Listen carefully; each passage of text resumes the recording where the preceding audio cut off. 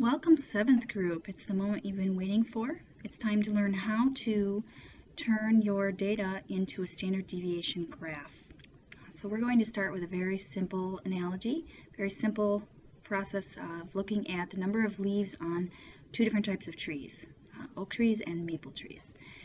So we're going to start with, well, many of you already have your data in your Excel spreadsheet. We're going to begin by putting our two group names. So let's start with our oak and our maple. All right, make sure that you have headers over your data. Now let's enter our data points in. So 5, 4, 6, 4, 5. As you can see, I'm only starting with 6 data points just to keep it very simple. Most of you are going to have many more than that. Now let's enter our maple data points in. 7, 6, 8. All right. Now what you're going to do next is you're going to skip a few rows and come on down, and we're going to enter our averages in. Let's go ahead and justify that so that it's a little closer and cleaner to our data. All right, in order to calculate an average, we have to run a function. So we're going to click on our formulas ribbon, and you're looking for the auto sum button, and go to the drop down, and we're looking for an average, which will pop up, and then you need to select the actual data that you would like to average. Mathematically, we know that the average is also your mean, and so you could label it either average or mean. And then what we're going to do is, rather than running that function again, we're going to simply just drag our cell over to the maple column and then get rid of any junk that you don't want by hitting the delete button. Alright, now you can see the oak column average came in very nicely with 1 decimal point. If it doesn't, like it did in the maple column, you're going to want to adjust your decimal points. So you can go back to your home ribbon, and on the home ribbon about midway across there are a couple of buttons for decreasing and increasing the decimals. So let's go ahead and decrease our decimals until we get down to just 1 decimal point. All right, now that we have our averages, we're ready to begin calculating our standard deviation. As you can see from what I've written here on the left, the standard deviation definition is how far the values or the measurements can deviate from the mean or the average. So in order to calculate your standard deviation, you absolutely need your averages, which is why we calculated them. So underneath our averages, we're simply going to type in our standard deviation so that we have it labeled, and you're going to click on the cell underneath your oak average, and again you're going to go to your formula ribbon, and again you're going to go to your auto sum button, go to the drop down, and you'll notice that there's no standard deviation in that drop down. So you're going to have to click on the more functions, and in my case the standard deviation popped up because I had used it before. If it doesn't, you may have to go to the drop down menu under select a category in order to look for it under your statistical section. So I'm going to click on the standard deviation, click OK. Now it's asking me to locate my data points that I'm calculating the standard deviation of. So I'm simply going to go back to my data table, and I'm going to select the data points for my oak trees. And then I'm going to hit enter, and it calculates my standard deviation.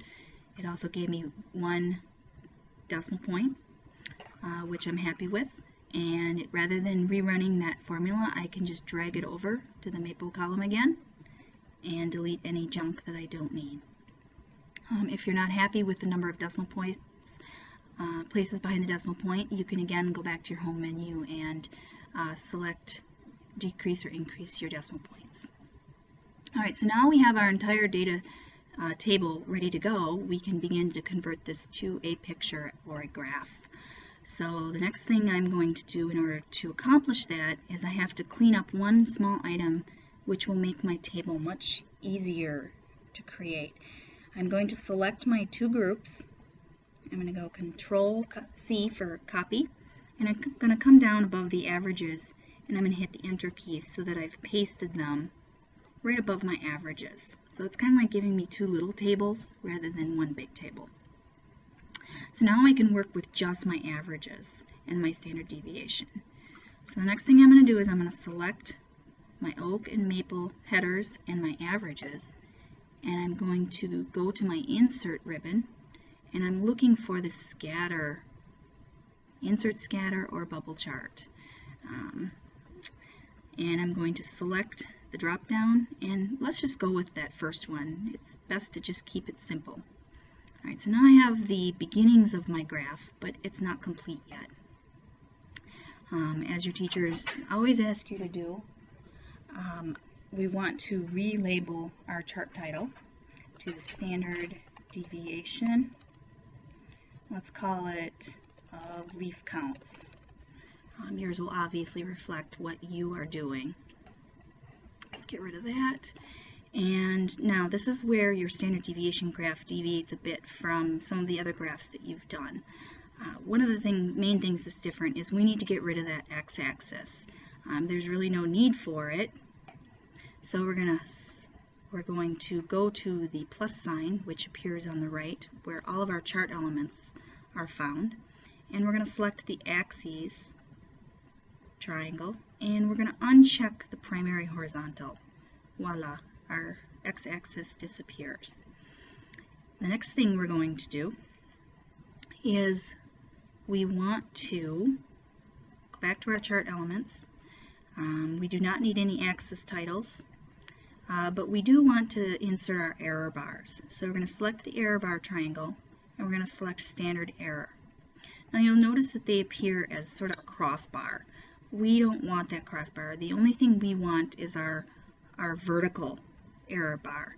So because we don't have a horizontal axis, we can just select the horizontal error bars and push the delete button, and there they are, they're gone.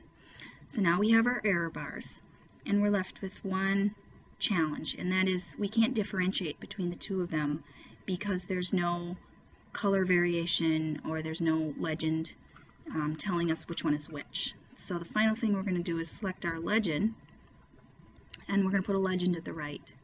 Now, as you can see, the legend is showing that these two data points, these two averages in the error bars, are falling under the same series, and we don't want that to happen because we want to see which one is the oak and which one is the maple. So the next thing we're going to do is we're going to select the averages, and we're going to go up to the design, and we're going to select on the change color button, and we want to make sure that it's not showing up as monochromatic. So we're going to select colorful. Doesn't matter what color you select, and I want to keep selecting them until I just can choose one error bar. And I'm going to right click on it, and I'm going to change my fill color. In this case, let's select orange. Okay, so now you can see that I have an orange error bar and a blue error bar, and they match up with my oak and my maple in my legend. And I see I have an extra little bullet there, and I want to get rid of that.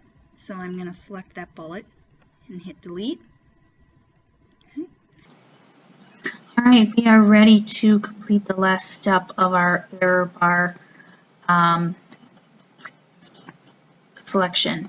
So the first thing you're going to do is you're going to take note of your error bars. And if you notice, these two error bars are exactly the same. If you return to your standard deviation, you'll note that the standard deviation numbers for oak and maple are not the same.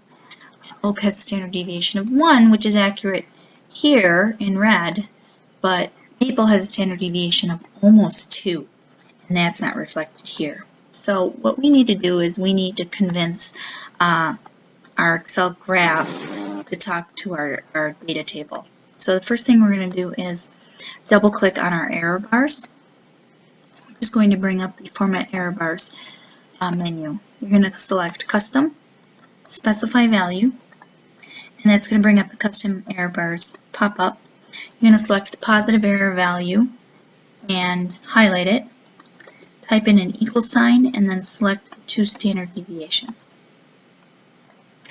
You're then going to repeat for the negative error values, select the 2 standard deviations, click OK, and now you'll see that we have 2 error bars that are reflective of the standard deviations shown in the table. We we have our legend, we have no x-axis, we have a y-axis, and then we have to go ahead and title our chart.